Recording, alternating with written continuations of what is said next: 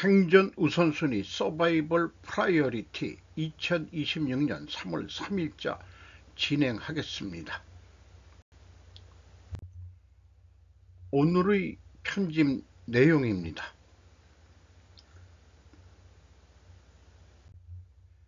시간을 역으로 뒤로 돌아가서 이런 내용을 좀 편집해 봤습니다. 미중 과잉생산 회담 실패의 결과 관세 전쟁의 서막은 바이든 때부터라고 제가 제목을 좀 붙여봤고요.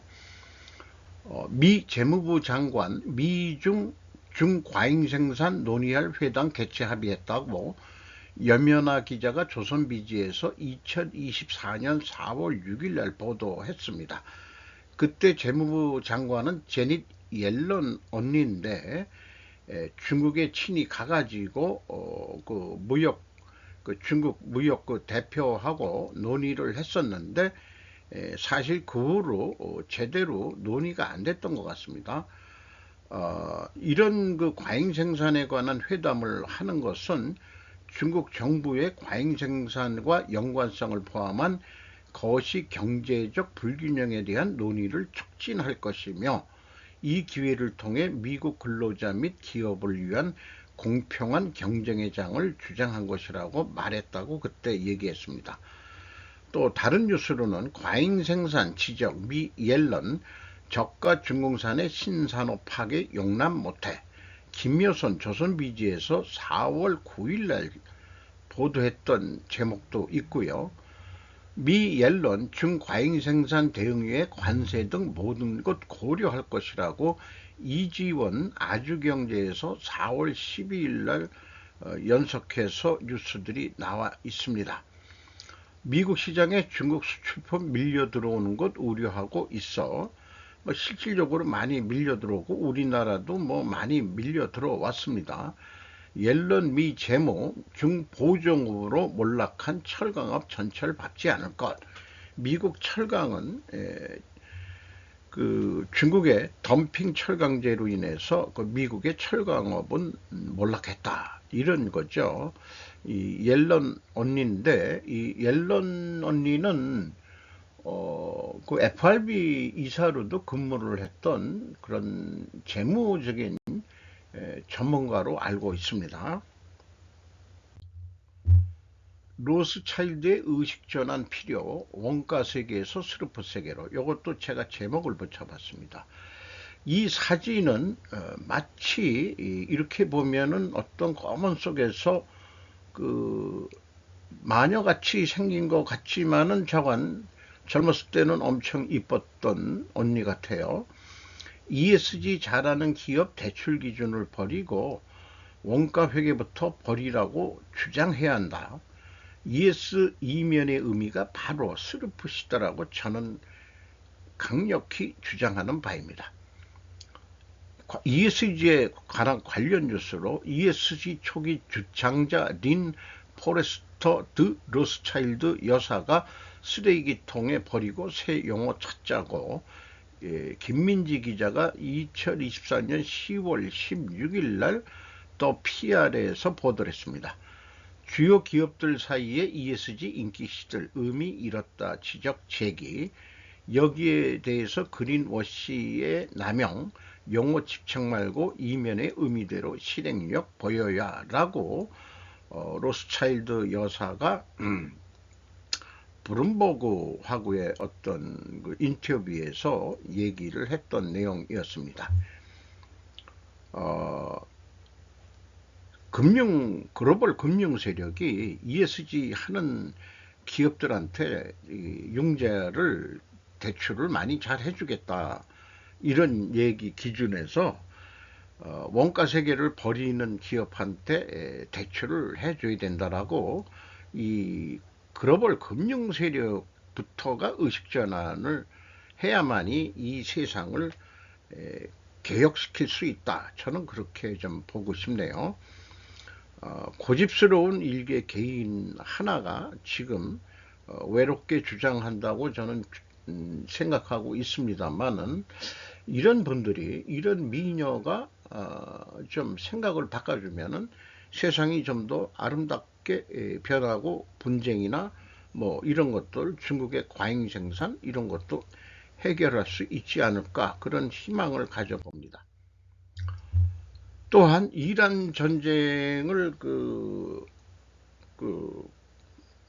보고 들으면서 일상 속 보이지 않는 행동과 책임의 불균형이라고, 요 중동의 가장 큰 세 세력이라고 해서 플러스 유대인 이스라엘이라고 했는데, 사실은 이스라엘 대 여기 뭐 터키, 페르시아, 아랍 간의 또 삼각관계도 있습니다만은, 이 세 쪽이 합한 거에 만큼 이스라엘은 혼자서 다 감당하고 있다, 이렇게 생각을 합니다. 최근에는 이스라엘 편에 아랍이 서 있다고 봐야 되겠죠. 그러면은 이스라엘 대 아랍, 이스라엘 플러스 아랍 대 터키 대 페르시아냐, 또 페르시아가 또 그런 것만큼 같진 않다, 이렇게 생각을 하는데, 어쨌든 누구라도 현실 문제에 참여할 때는 그 결과에 대한 책임도 함께 져야 한다. 네 가지를 얘기하고 있습니다. 지식의 문제, 상식과 과학적 지식이 가진 불확실성과 신뢰성 문제. 두 번째, 균형의 문제, 정의, 책임, 공정성, 상호성 등에서 간과되기 쉬운 문제, 균형. 정보의 공유에서 거래에서 어느 정도 정보를 공유할 거냐, 복잡계와 현실 세계의 합리성이 있다. 이런 것을 다시 풀어서 얘기하면은, 첫 번째 지식의 문제에서는 가짜 지식인들이 쏟아내는 헛소리를 밝히고 그런 말을 걸러내는 법에 대해서 논의를 하고, 두 번째 균형의 문제에서는 우리 삶 속에 존재하는 상호성과 균형이 깨지는 문제, 오직 보상만 쫓으며 자신의 실수로 발생한 손실은 다른 사람에게 전가하는 자들에 대해서 논의를 해보며, 세 번째, 거래를 할 때 상대방과 거래 정보를 어느 정도까지 공유할 것인가에 대한 문제, 네 번째, 합리성과 시간에 따른 합리성의 검증. 요 네 번째 제가 빨간 줄을 친 것은 현재 이란 전쟁에 대해서 미국 내에서도 트럼프를 비판하고 공격하는 목소리들이 많은데, 이것은 시간에 따른 합리성으로 검증이 돼야 될 것이라고 생각을 합니다. 이 말은 스킨 인 더 게임 서문에서 했는데, 이런 전쟁에 대해서 지나가면서 이 스킨 인 더 게임의 정신으로 한번 보고 비유를 해보는 시간을 제가 좀 끙끙거려 봐야 되겠다 하는 생각이 들었습니다. 자, 일반 뉴스요. 역시 미국 말대로 1달러 150엔, 합의가 보여주는 미래 뒷셈, 코리어 자펜, 에브리싱 클러시와 신질서, 에미 율마즈라는 저자를 만나서 일문일답을 한 내용을 소개하고 있습니다. 에브리싱 버블의 정원을 끈풀면서 일본주의 급등이나 IT 버블 2.0이라고 말할 수 있는 AI 버블의 행방, 그리고 미중 관계가 가져오는 신질서에 대한 이야기. 1달러 150엔 엔저의 뒤끝에 이뤘던 미일 비밀의 약속. 질문: 달러 엔의 안정점에 대해 어떻게 생각하고 있습니까? 답변: 달러 엔화는 이미 1달러 100엔 수준에서 150엔 수준으로 하향 조정됐다. 다시 말하면 숨은 절하가 행해졌다고 생각하고 있습니다. 정세에 맞게 전후 5엔 내지 10엔 정도의 폭은 있겠지만 크게는 움직이지 않을 것입니다. 두 번째 질문: 그것은 의도적인 것일까요? 답변: 세계가 긴축을 하고 있는 가운데 일본은 장기간에 걸쳐 완화를 계속함으로써 의도적인 엔화 약세 유도를 실시했습니다. 본래라면 미국도 불평할 것이지만 이를 용인한 것은 일본의 서플라이 체인을 만든다는 신냉전에 얽힌 사정 때문이며 미국의 국익을 위해서이기도 하기 때문입니다. 공급망 개설을 위해 일본의 달러 기준 노동 비용을 낮추고 싶기 때문에 엔화를 약세로 만들 수밖에 없습니다. 지금의 상황은 아마 미국과 일본이 모종의 비밀 합의를 맺어 이 시세에 공감되고 형성되고 있는 것 같습니다. 대신 일본 국민들은 엔화 약세로 옛날에는 엔화가 가치가 높을 때는 한국 내지는 동남아에 휘바람 날리면서 여행을 다녔는데 지금은 여행을 전혀 가기가 어려운 그런 상황이고 거꾸로 한국이나 동남아인들이 일본에 관광을 와가지고 이중 가격까지도 생각하고 그런 자신감이 떨어진 일본인들을 만들긴 만들었지만 이런 모든 것들이 미국의 입장에서 유리하기 때문에 엔화를 지금 절하하는 거, 절상을 해서 무너뜨린 다음에 이제 슬슬 조금씩 다시 올리고 있다고 보이는 거죠. 중국 때문에. 질문, 미국이 버블 붕괴로 폭락할 경우 일본 주식은 어떻게 됩니까? 연동해서 일본주도 내리나요? 답변, 미국의 버블 크래시가 오면 당연히 일본 주식도 떨어질 것입니다. 다만 하락은 미국만큼 심하지는 않을 것입니다. 2035년 전후에는 일본 주식은 12만, 13만 원대에 2050년까지는 30만 원 정도로 돌파했을 것입니다. 연동도 당연히 일어나지만 그래도 거의 영향은 없다고 봐도 좋을 것입니다. 미국의 하이테크주는 연동되어 있습니다만 현재 일본은 반도체 관련은 그다지 많지 않기 때문입니다. 반도체 제조 장치는 있지만 그것만으로 일본 주가가 오르고 있는 것은 아닙니다. 일본 주식은 오히려 올드 이코노믹, 구닥다리 경제이며 IT는 별로 관계가 없습니다. 질문, 계기가 없어도 순조롭게 가면 니케이 평균은 올라갈 수 있는 것입니까? 그게 아니라 이 모든 것이 계기인 것입니다. 여러분은 고도 경제 성장기 같은 것이 일어날 것이라고 생각하지만 그렇지 않습니다. 앞으로의 시대는 그런 시대가 아닙니다. 애초에 인구 보너스가 없어 GDP 자체가 크게 증가하지 않아도 생산성을 높일 수 있는 방법은 얼마든지 있습니다. 인구가 많다고 GDP가 높다고만 할 수는 없는 것은 지금의 세계를 보면 아시는 바와 같습니다. 질문, 그렇게 되면 일본 기업에서는 어떤 사람이 좋아져야 가는 겁니까? 크게 네 가지가 있습니다. 하나는 헬스케어, 또 하나는 인프라통신, 그리고 세 번째는 방위 관련이지만 이것은 좁은 의미가 아니라 사이버 보안이나 음식, 물의 안전보장, 희귀금속이나 재활용 등도 방위 관련에 들어간다고 저는 생각합니다. 그리고 네 번째가 반도체와 AI입니다. 이런 것들이 늘어날 가능성이 있지 않을까요? 그래서 향후 어떤 기업들이 좋아질 거냐 참고할 만합니다. 헬스케어, 인프라통신, 방위산업인데 사이버 보안, 음식, 물, 희귀금속. 저는 그 희귀금속에 꽂혀 있긴 합니다만은 재활용도 중요하겠죠. 그리고 반도체 AI다.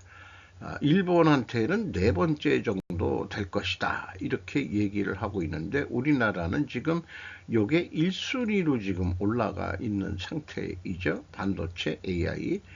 그 다음에 헬스케어. 뭐 이거는 다 동일하게 다 같이 발전해야 될 산업이라고 생각을 합니다. 트럼프가 보낸 3조짜리 암살자 이란을 뒤집어 놓다. 최혜승 기자가 조선일보에서 3월 2일 미국의 장대한 분노로 명명한 대이란 군사작전에 전략폭격기 B2 스피릿 4대를 투입한 것으로 알려졌다.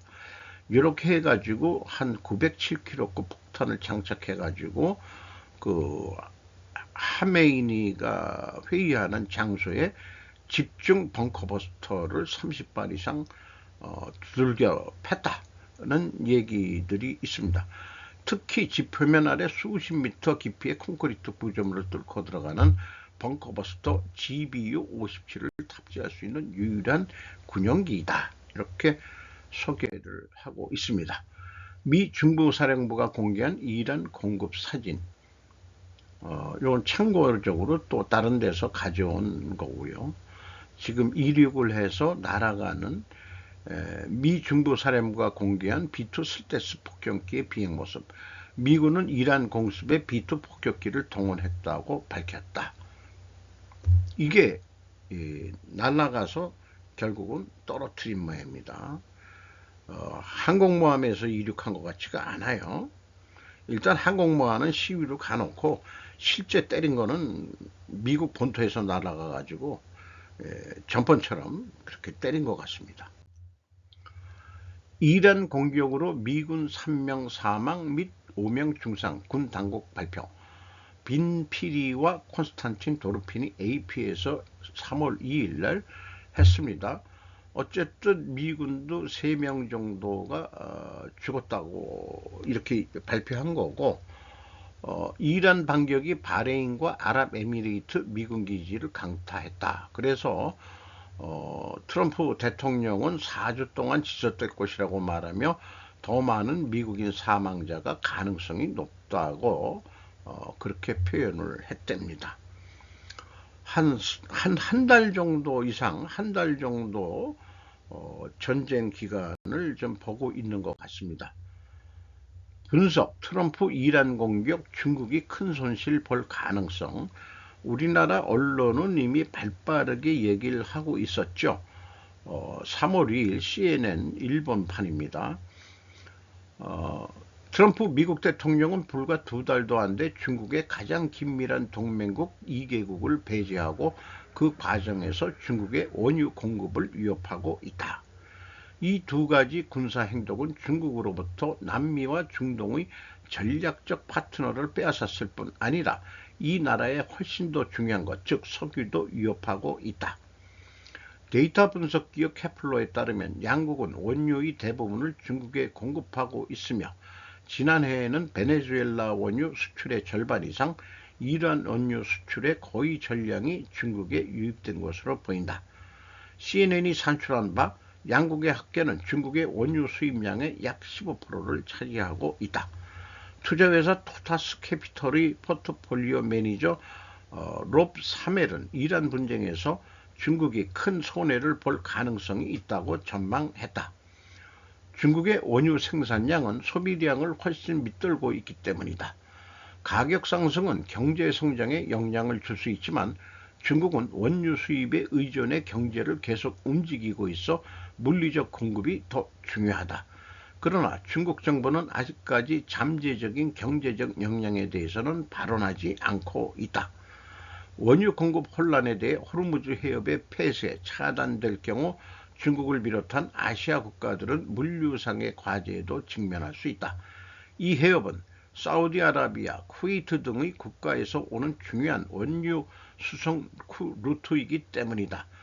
이란 국영 메르후르 통신은 1일 호르무즈 해협의 무허가 통항을 시도한 유조선이 공격을 받아 손상으로 침몰하고 있다고 보도했다.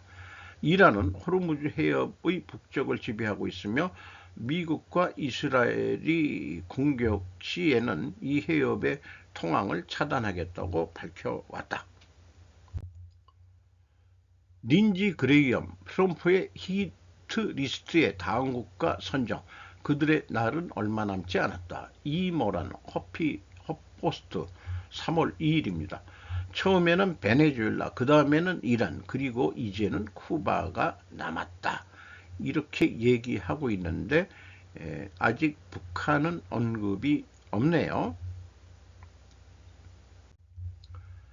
이스라엘 못 들으니 이웃나라 때리는 물귀신 이란, 파리 원선우 특파원 안준현 조선일보에서 3월 2일입니다. 이 사진은 아랍에미리트 사르자시 산업단지의 한 창고에서 검은 연기가 피어오르고 있다. 이란의 미사일, 일일 요격등 발사체 하나가 두바이 이게 뭔지 잊어버렸지만 어떤 그 놀이공원 같은데 인근 바다로 추락하고 있는 사진이 보여졌고요. 1일 이스라엘 예루살렘 상공에서 이스라엘의 아이언돔 미사일 방어 체계가 발사체를 요격하고 있다. 전에도 이런 사진이 공개가 많이 됐죠. 그리고 지난달 28일과 1일 걸프 지역 미국 동맹국인 아랍에미리트와 카타르, 바레인의 이란이 보복 공격을 단행했다. 이런 거를 또 소개하고 있습니다. 결말에 가서 이란은 현재까지 중동 국가 공격에 액체 연료를 사용하는 저성능 구형 미사일과 저가 드론을 집중 투입하고 있는데, 이를 요격하는 사드 패트리엇 미사일, 다윗의 돌팔매 같은 요격 미사일을 다 소진시키게 만들고, 이런 것들은 수백만 달러일 정도 고가인데, 이란이 이스라엘과 중동 국가들의 방공망을 조기에 소진시킨 다음 고체 연료 기반의 신형 극초음속 미사일 등을 대량 보복에 나설 수 있다는 관측도 나온다. 이란이 극초음속 낮게 날라가지고 이 방어를 못할 만한 거로 공격할 수 있다.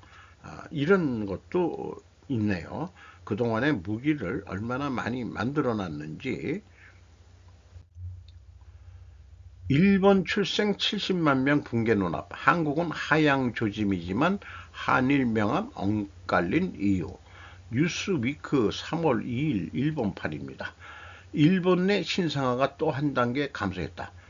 후생 노동성이 2월 26일에 공표한 인구 동태 속보에 의하면 2025년 출생수는 70만 5,809명, 전년보다 2.1% 줄어 10년 연속 역대 최소치를 경신했다. 통계상의 최소를 갱신하는 것 자체가 이제는 예외가 아니게 되었다. 한편 한국에서는 감소에 제동이 걸린 것처럼 보인다. 움직임이 나오고 있다. 통계당국이 발표한 잠정치에는 2025년 출생아 수는 25만 4,500명으로 전년 대비 6.8% 증가했다. 합계 출산율도 0.80으로 상승해 전년 0.75부터 반등했다. 무엇보다 출생수 절대치를 단순하게 나열해 일본이 많다, 한국이 적다고 해도 별 의미가 없다. 그런데도 지금 한일을 나열할 가치가 있다면 수준이 아니라 흐름이다. 같은 2025년에 왜 초저출산의 나라끼리 방향감이 나뉘었을까? 그 무릎은 일본의 정책이나 사회의 선택지를 생각하는 데 있어서도 시사가 클 것이다. 니케이는 이번 통계에 대해 국가 추계보다 17년 빠른 속도로 저출산이 진행되고 있다며 정책 판단의 전제가 흔들리고 있어 지속가능한 사회보장 체제의 재설계가 불가피하다고 지적했다. 일본의 출생 감소가 단순한 인구 뉴스가 아니라 사회보장이나 국가 운영의 설계 문제로 직결된다는 시각은 한국 측의 문제의식과도 겹친다. 한국의 증가는 무엇을 의미하는가? 제2차 에코붐 세대. 그렇다면 한국의 숫자를 어떻게 평가해야 할까? 한국국가데이터청은 2025년 출생수 증가의 주 요인으로 코로나19 사태로 억제됐던 결혼이 해소되고 혼인수가 회복된 것을 필두로 꼽고 있다. 여기에 대해 한국에서 반복적으로 이야기되고 있는 것이 2차 에코붐 세대라는 말이다. 대체로 1990년대 초중반 출생의 인구가 상대적으로 두터운 세대를 가리킨다. 이 표현이 보여주는 것은 출산율이 갑자기 높아졌다기보다 출산 연령의 중심에 있는 층의 인원이 두터워지면서 출생수가 끌어올리기 쉬운 국면에 접어들었다는 설명이다. 부모 세대가 되기 때문에. 핵심은 이것이 통계를 들어올리는 재료가 될 수 있는 반면 그 효과가 영속되지 않는다는 점이다. 인구가 두터운 세대가 출산기를 빼면 밀어올리기 효과가 약해진다. 한국의 증가를 바닥의 조짐으로 보더라도 그것이 일시적인 인구 구조의 물결인지 결혼과 가계 환경의 변화를 동반한 구조적 전환인지는 좀 더 두고 볼 필요가 있다. 일본은 왜 멈추지 않는 걸까? 일본의 출생 감소 배경으로서 미혼화, 만혼화가 크다. 하지만 그것만으로 설명할 수는 없다. 결혼 후에 가지는 아이의 수, 출산 행동도 줄어들고 있다. 육아와 일의 양립의 어려움, 교육비나 주거, 장래 불안, 요인은 복잡하고 단일한 정책으로 반전시키기 어려운 것이 현실이다. 한일을 비교하는 데 있어서 제일로 보여야 할 것이 전년차 증감이다. 2025년 일본은 역대 최소치를 경신했고 한국은 증가세로 돌아섰다. 정의 차이가 남더라도 적어도 방향이 나뉘었다는 것은 읽을 수 있다. 두 번째 축은 학계 출산율이다. 세계의 축으로서 인구의 세대 두께도 중요하다. 한일의 2025년은 같은 과제를 직면하면서도 국면이 어긋나고 있음을 보여준 해가 될 것 같다는 내용입니다. 그래서 생각해 보는데 한국 기업에 대한 육아 지원 제도도 기여하고 있지 않을까. 이제 남성도 육아 휴직을 낼 수가 있고 또 그런 것들이 그 사업 보고서의 공시들이 되고 있습니다. 이런 것들이 출산을 하더라도 그 기본 급여를 받아가면서 출산 휴가를 갈 수 있다는 거, 이게 좀 일본도 그런 게 있지 않을까 싶긴 한데 어쨌든 다시 지금 우리가 그 출산율이 지금 다시 올라가고 있다는 거, 이게 좀 긍정적인지 부정적인지는 모르겠습니다만은 어쨌든 저희 전반적으로 그 전 세계 그 북반구 인구들은 좀 줄어드는 방향으로 가고 있는 거고요. 누구 표현대로는 유독 인구가 증가하는 데는 아프리카라고 하는데 일반적으로 저는 그렇게 논리를 세웁니다. 귀착길역 오막살이 아기아기 잘 돋아난다. 못 사는 동네일수록 출산율이 높습니다. 왜냐? 생존 가능성이 낮기 때문에 많이 낳게 되어 있는 동물의 본능을 벗어나지 않는다. 그래서 세계 인구가 너무 많다 그런다면은 아프리카 경제 수준을 올려주어야 될 것입니다. 이 지구가 수용할 수 있는 전체 인구가 얼마인지는 지구 자체가 아직 검증을 못했지만 자정 능력에 있어서 지금 북반구는 인구가 줄고 있다고 저는 그렇게 생각하고 있는데 아프리카는 그럼 왜 늘어나느냐? 못 살아서 그렇다 이게요. 남는 게 이제 자식 남기고 이게 본능이니까. 그래가지고 허구날 우리나라가 무슨 아프리카 도와주자 무슨 그런 것들이 나오고 있는데 어쨌든 아프리카가 경제 발전을 그렇다고 지금의 북반구 선진국만큼 만들어주면은 세상이 골치 아파지니까 아마 그 사우스 쪽은 남쪽 쪽은 못 사는 거로 세계 지배 구도가 되지 않을까 싶기도 합니다. 한국이나 일본은 북반구에 있는 선진국 대열에 들어가면서 이 세계의 상류 계급으로서 살아남을 수 있는 그런 나라, 소수 민족, 소수 인구가 줄더라도 충분히 전 세계를 지배하는 종족 속으로 남을 것이다. 이런 생각까지 해보게 되네요. 이란 업데이트, 미국 6명 사망, 트럼프 에픽 퓨리 작전, 위대한 아니 성대한 분노 이런 거로 해석을 할 수 있다고 그러죠. 4~5주 지속 예정이다. 딜런 스티블 포드 외 3명의 기자가 야후 뉴스에서 대통령은 중동 전역에서 보복 공격을 시작한 테헤란에 대한 공격 명령을 옹호했습니다. 이 사진은 3월 2일 레바논 베이루트 남부교회에 이스라엘의 공습 이후 연기가 피어나고 있다.